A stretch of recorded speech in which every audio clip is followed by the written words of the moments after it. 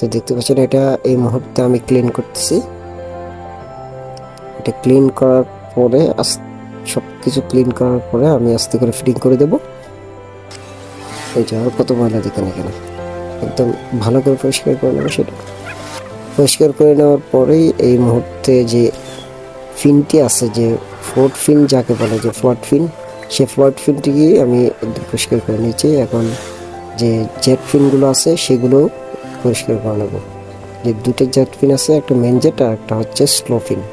তো দুটো পরিষ্কার করে এখন আমি ফিটিং করে দিচ্ছি। এখন ফ্লোট ফিনটা চেক করে দেখবো, এটা কিন্তু এখন ঠিক আছে, কোনো লিকেজ হচ্ছে না। তো এটা কিন্তু একদম ঠিকই আছে, কোনো প্রবলেম নাই। তো এখন আমি ফিটিং করে দিয়েছি, দেখতে পাচ্ছেন।